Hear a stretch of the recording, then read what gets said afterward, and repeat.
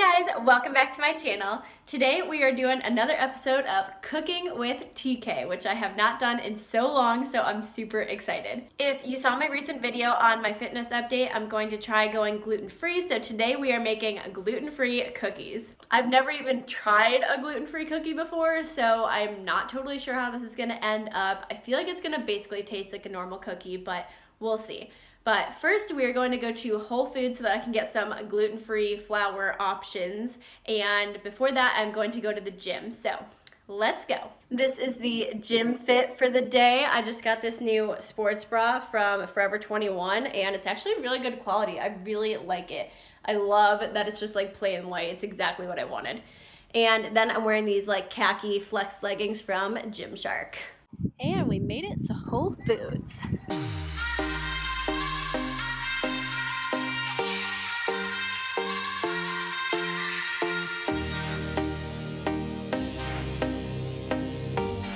Okay, so I finished my workout. Now I'm at Whole Foods looking for almond flour and maybe some buckwheat flour, so we'll see what we can. Found the almond flour. See, I love Whole Foods because you can just like fill up as much as you want versus going to a normal grocery store and you have to like buy a full bag of it. So now I can just get as much as I need for the cookies, which is 2 cups. I literally have no idea how to close this bag, so guess that'll work. Hopefully it doesn't spill. Hey guys, I'm back from the grocery store and I have all of the goodies that I could ever need to make these cookies.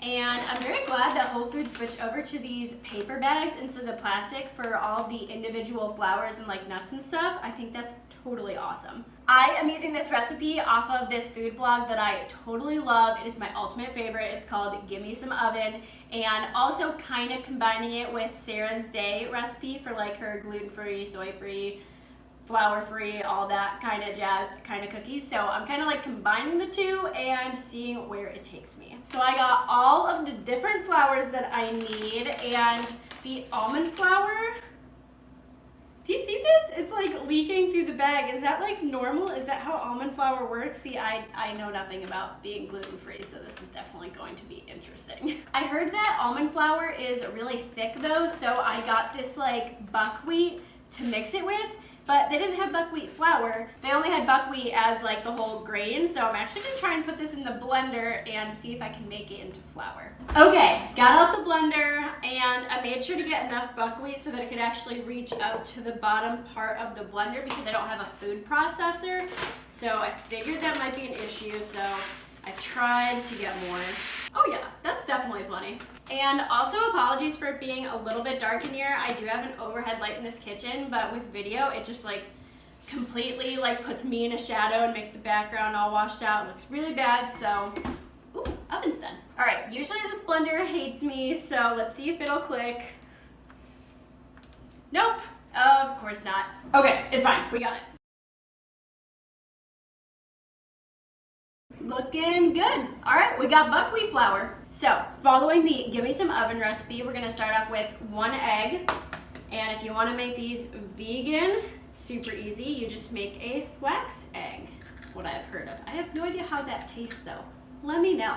And I am just going to eyeball things kind of. It says 1 teaspoon of vanilla. And next to sugar, I was going to add regular brown sugar, but there was a bin for brown sugar and then coconut sugar next to each other. And when I went for the brown sugar at Whole Foods, the bin was just completely solid. Like I was trying to chip away at the brown sugar and it was just not budging. So I went with coconut sugar, which I think is technically supposed to be healthier for you. No idea. This part I'm going to go with Sarah's Day recipe, and I'm gonna do like 2 heaping tablespoons of the sugar. Next, we are going to add 1/4 of a cup of almond butter, and I just got this almond butter from Trader Joe's. It's the raw kind where it's literally only almonds, and it is so good. It's way more like thinner and creamier than almond butter that I've gotten in the past. I usually get that like Justin's almond butter, but I actually like this better. I like that it's creamier. So just look at that stream. Oh my goodness. I have never put almond butter in cookies before, so I'm very interested to see how this goes. And I actually really like almond butter now. It's like one of my favorite things to like put and stuff. I make my own granola bars, which I actually just made yesterday, and I always use almond butter in them. And then both Sarah's Day and Give Me Some Oven used coconut oil. I didn't want to buy a thing of coconut oil just for one recipe, so I'm just going to use regular butter because I don't care. The recipe calls for 2 tablespoons, so that's what I'm gonna do.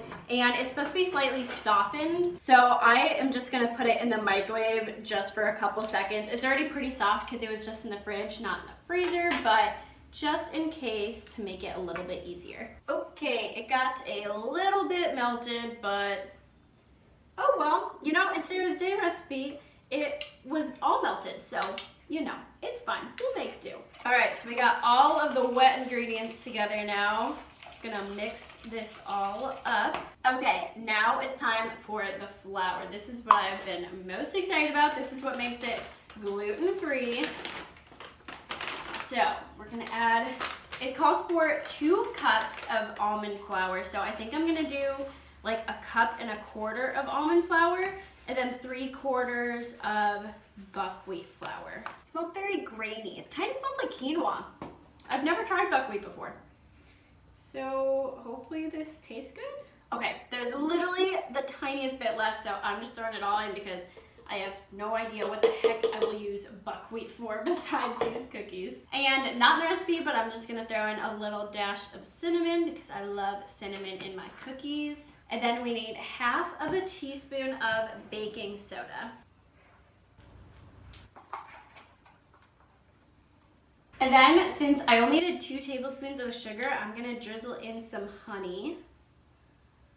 I just used like all of this honey yesterday for my granola bars, which, by the way, did not really turn out as granola bars. They kind of ended up being granola because for some reason I still cannot make granola bars that actually stick together. So I just package it and it just falls apart. So I just eat granola in a bag. Okay, the recipe I was looking at did say to add some water if it's looking really dry, which this kind of does, so I'm gonna do that. This is definitely different than normal chocolate chip cookies, that's for sure. It's very clumpy. The flour looks really different and like thicker. I don't know. Maybe it's the buckwheat flour. That's gotta be it. This looks like such a small amount of like cookie dough. I feel like I usually make like 36 or like 48 cookies at a time, so I feel like there's just like a ton of cookies, but this is actually like a good recipe just to like make like a few, not like a million, and that way you can like actually finish them before they get stale. Okay, we're gonna take a pause and we're gonna clean up a little bit. Wow, that cleanup was so quick. Okay, now just the finishing touches. I am just gonna add a little bit more coconut sugar because 2 tablespoons just like does not feel like enough sugar to make me happy. These cookies are like so brown. I feel like it's because of the sugar, I don't know. But they do like mesh really well together. The problem that I always had with making regular cookies is creaming the butter. Oh my goodness, that was such a workout. Me and my sister used to make cookies together all the time when we were little, and we would just like take turns mushing the butter because it was so much arm work for us.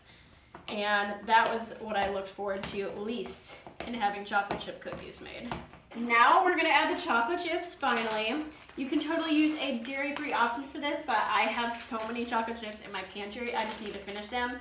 I am just using regular old Nestle semi-sweet chocolate chips. You can never go wrong. Ooh, these are minis! Oh, this is so exciting. Do you guys just like have that feeling where like if it's smaller, it tastes better? I just love mini things. They're so freaking cute. Oh yeah, look at that. Beautiful, beautiful. I'm actually really excited. This actually looks really good. So you can use parchment paper for this step, but I'm just gonna be easy and throw on some vegetable oil spray to this pan. I kind of like my cookies a little bit on the smaller side just because like I feel like they last longer and it's a little bit smaller of a portion. So I think this is kind of like a 1.5 tablespoons. Really not that much. Pretty small, as you can see. And I'm just gonna like pat these down so that they're a little bit flat. And now we're just gonna continue doing that for the rest of the cookies. Oh my goodness. I forgot salt. All right, these guys going back in. It's fine, we got the salt right here. And I like my cookies really salty, so that was about to be a major fail on my part. All right, back to mixing. And honestly, these were way easier to make than regular cookies, again, because of creaming the butter. Okay, here are the finished cookies. Okay, well, not finished. Finished rolling. Now they're gonna go in the oven.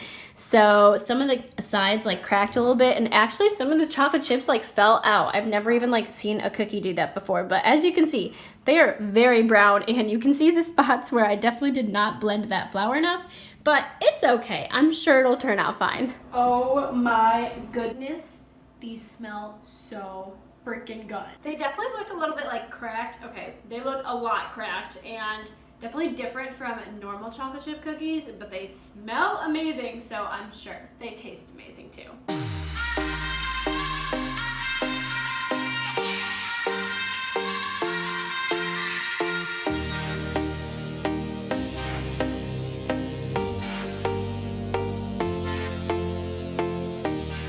Okay, now for the ultimate taste test. Oh my goodness, it's so pretty. Oh my gosh. Oh my goodness, this looks so good.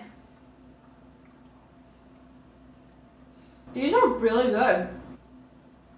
Still a little earthy, a little grainy from that buckwheat. Maybe I'll leave that out next time, honestly, but yep. I'm happy. All right, now I just need to package these away and put them in the pantry so that I don't look at them and eat any more of them. All right, guys, that is all for today's Cooking with TK. I was so excited to do another video like this, and I'm really glad that the cookies turned out so well. I love them.